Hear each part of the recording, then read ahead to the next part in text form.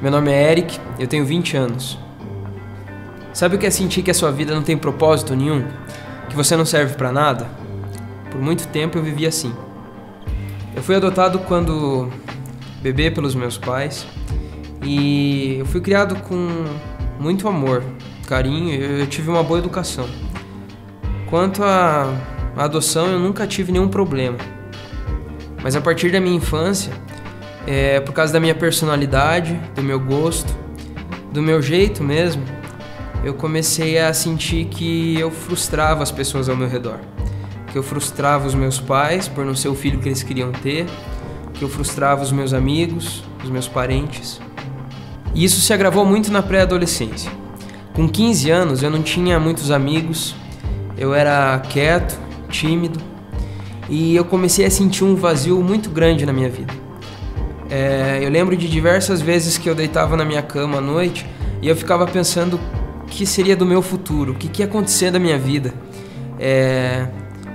E por causa da minha baixa estima também e do meu isolamento, eu não acreditava que nada de bom podia acontecer na minha vida. Eu achava que se eu tivesse um casamento, se eu tivesse uma profissão, eles não seriam os melhores. Seria tudo mais ou menos. E eu comecei a acreditar mesmo nisso. Isso foi piorando, piorando. E eu posso dizer que eu estava prestes a entrar numa depressão. No começo de 2006, numa viagem que eu fiz com uma prima minha e o namorado dela, os dois já eram crentes, na volta dessa viagem, à noite, no meio da estrada, Jesus se revelou a mim. Ela começou a contar para mim como a vida dela tinha mudado depois que ela tinha conhecido Jesus. Ela falou do vazio que ela sentia também e de como esse vazio foi preenchido. Ela contou toda a história dela com Jesus. E depois ela começou a falar de coisas muito pessoais minhas. Coisas do relacionamento com os meus pais, do meu íntimo mesmo. E não tinha como ela saber daquilo. Naquele momento, pela primeira vez na minha vida, eu senti a presença de Deus naquele carro. E naquele momento, o vazio que eu tinha foi preenchido. Eu lembro que eu cheguei em casa depois daquela viagem e dei um abraço bem apertado no meu pai. E ele olhou pra mim e falou: "Nossa, foi boa a viagem, né?" E realmente tinha sido muito boa. Depois daquela noite, a minha vida começou a mudar completamente. O relacionamento com os meus pais, com as pessoas ao meu redor e como eu me enxergava também. Depois de conhecer Jesus, parece que tudo ao meu redor ficou mais claro. É engraçado olhar para trás hoje e ver que o Eric de antes não reconheceria o de hoje. Deus me deu amigos, me deu um propósito de vida, um chamado para o ministério pastoral e tem cuidado de cada detalhe na minha vida.